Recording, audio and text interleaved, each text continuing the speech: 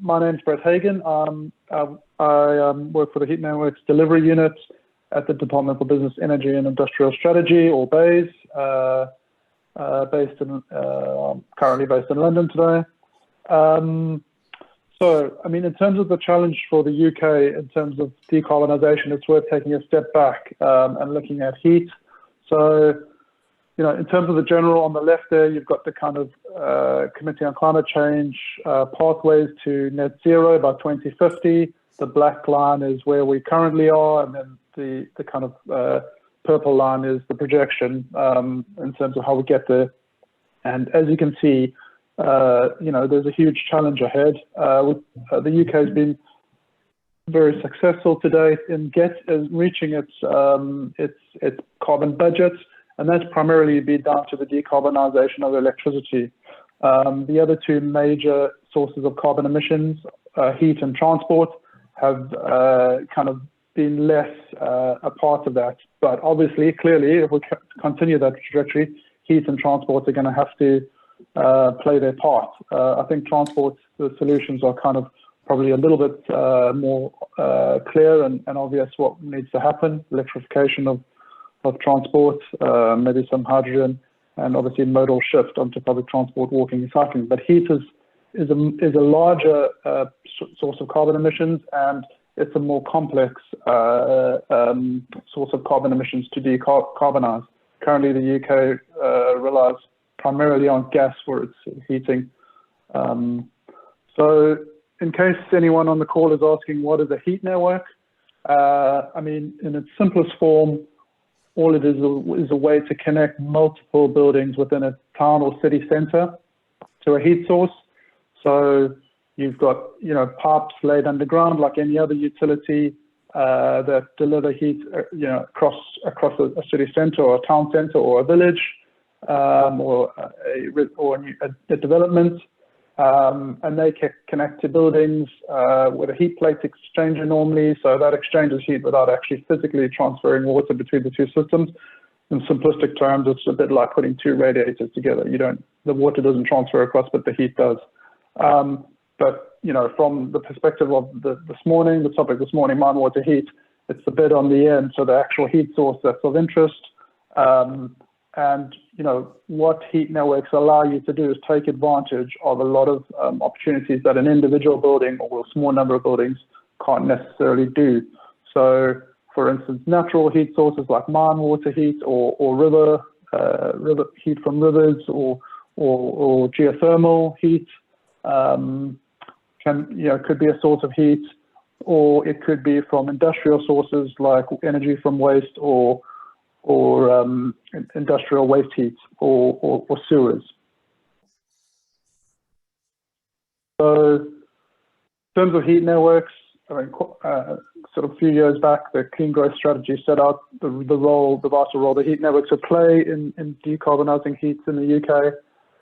They're expected to play a significant part, and more recently, the Committee on Climate Change report proposes that heat networks provide around 18% of total heat demand by 2050 in order to decarbonise heat. Currently, they're around 2% of total heat demand. The reason for this is that heat networks or some of the reasons are no-regret options which save carbon now and in the future. They're already saving consumer bills in many places. They offer flexibility, so you know, with your heat source, you can provide heat storage. So it allows you to shift the time that you, for instance, if you've got a heat pump running, it allows you to shift the time of day that heat pump runs to kind of times of low demand, for instance. But you can store that thermal heat and have it when it's in demand. And they're cost-effective, kind of support local growth and regeneration and offer attractive investment opportunities. In terms of the story of government support so far in the UK, there's, for instance, been the Heat Trust, so that's a consumer protection standard. It's currently a voluntary standard for heat networks to sign up to.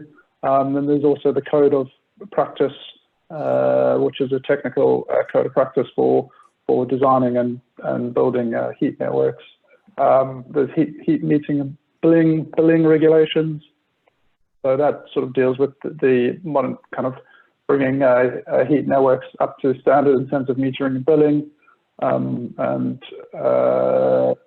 and then heat networks delivery unit. I'll come on to that in a bit more detail in future slides, but that was set up a number of years back to help progress, particularly local authorities, to help progress heat networks across England and Wales. And then there's been two capital support schemes for heat networks in the UK. So the first one, which started 2 years ago, Heat Networks Investment Project, or HNIP, that closes at the end of this year after 3 years. And that's going to be closely followed by the Green Heat Network Fund, which will itself start next year and which will focus particularly on green sources of heat, for instance, minewater heating. The Heat Network Investment Project has already helped, it's already funded, provided capital support to 3 minewater heat projects, which I'll come to a bit later on. But essentially, both programs are there to fund the kind of gap to make schemes a reality and ensure they kind of have the kind of returns that make them viable propositions commercially. And then the final piece, more recent piece, is the Heat Networks Market Framework. And that was a consultation in 2020, and we'll get to that also in a bit more detail right now. So Heat Networks Market Framework. So this is all of this is to try and grow and ensure the heat networks market in the UK becomes self-sustaining. So it's all about supporting the market. It's also about consumer protection. So bringing heat networks to similar standards of consumer protection that you would expect from in the electricity and gas sector, and also obviously decarbonisation of heat networks. So the consultation came out early last year, and it covers things like rights and powers for heat network operators. It covers regulation, so the role of a regulator in the heat network sector, and it also, as mentioned, covers consumer protection. I won't go into detail on the slide, but part of this is about growing and supporting the market and making it a good investment proposition. And so building heat networks reputation and regulatory certainty is part of that, reducing development burden and risks, improving investor understanding of the costs and returns, and supporting heat networks as local solutions. In terms of decarbonisation of heat networks themselves, so heat networks currently are primarily, those currently operating are primarily, this is slightly outdated, so it would have changed already, I'm sure, but primarily and traditionally, heat networks have been, the heat has been supplied by gas CHP, so that's primarily driven, the heat fuel source is natural gas. And clearly, I think, it's clear that obviously, as time goes by, heat networks are themselves going to have to decarbonise if they're going to contribute to the overall picture of decarbonisation. And we're already seeing that. And in the later rounds of HNIP, for instance, we've seen, the earlier rounds started with more gas CHP driven schemes, but the latter rounds have seen more and more kind of low and zero carbon technologies coming into the mix.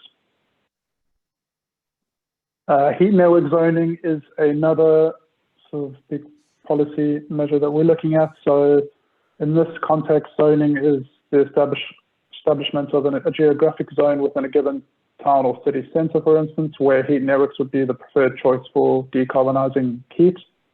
Zoning can support the growth of heat networks through connection assurance, and this is something the industry has been calling for some time. One of the issues with heat networks, obviously, they're high capex investments, and you want to know that the more you can give assurance that there will be connections in a given place, the more assurance the heat network has to invest, or the investor operators have to invest and grow the heat networks. So early in 2020, the Heat Network Market Framework consultation I mentioned sort of noted that the merits in heat network zoning, but we wanted to trial it first. And then more recently, the Energy White Paper has said that zoning will come into play by 2025 at the latest. So it's expected that heat network zoning will require legislative changes, and BEIS is planning a formal consultation on policy options for zoning in later this year. In terms of the heat networks delivery unit, which I mentioned, and that's the specific department where I work.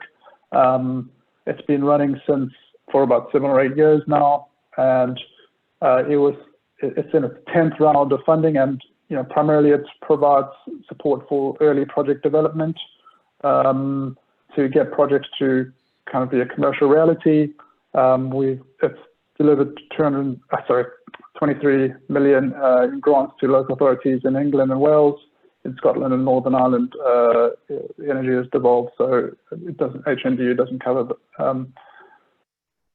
those nations. So it's available to local authorities, as I mentioned, and the grant is up to 67% of the total funding required to develop a project. So it could be a feasibility study, for instance.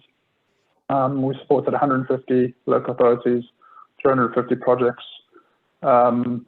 The sort of average project size that we typically see is between 5 to 20 million in capex, with an IRR of roughly between 3 to 8%. There are obviously outliers to that, but it includes both public and private sector buildings generally, and as well as new build and existing buildings, and multiple sources of heat.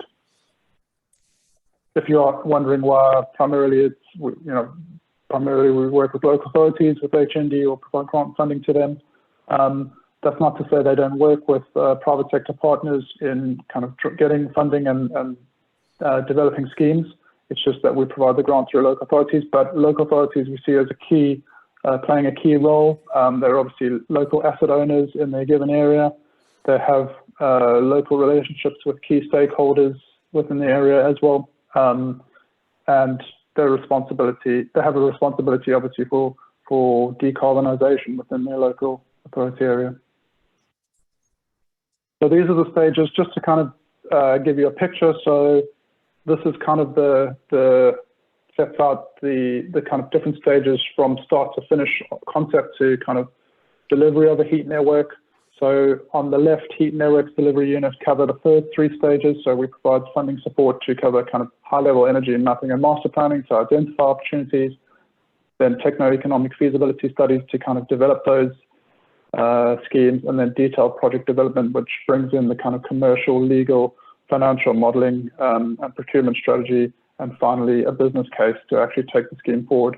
From then on, the schemes can apply for capital funding from HNIP or from next year Green Heat Network Fund for the kind of commercialization, so that's the closing of kind of contracts, and then obviously construction, the building and commissioning of heat networks. So I'm getting into the last few slides here. So this is just to give you an idea of the total heat network pipeline in the UK. So this is from the most recent quarter. We published a quarterly pipeline. So there's 1.7 billion in total capex for schemes across the UK at various stages of development. And you can see on the right there, 926 million of that was HNIP, so sort of final stage, later stage applications, and 179 million of that is under construction at this stage or at that point. And then just to bring it around to minewater, the topic of today. So these are, I mean, this, by the way, this is for heat networks. So these are both minewater opportunities identified by heat network projects that are supported by HNDU, so primarily through local authorities. So it's by no means an extensive list, but it covers all the schemes that we're aware of. So and there are various ranges of sort of delivery. So some of those are quite advanced. So the 3 at the top there, in particular, CM Ghana Village, Sunderland, and Gateshead. I think we're hearing a bit more about some of those today or tomorrow. Are really advanced and have received funding. Some of the others, down the list are also kind of at various levels of advancement. Some of them are more conceptual and one of a number of heat opportunities that the network could take advantage of. But that gives you a kind of an idea of the spread projects.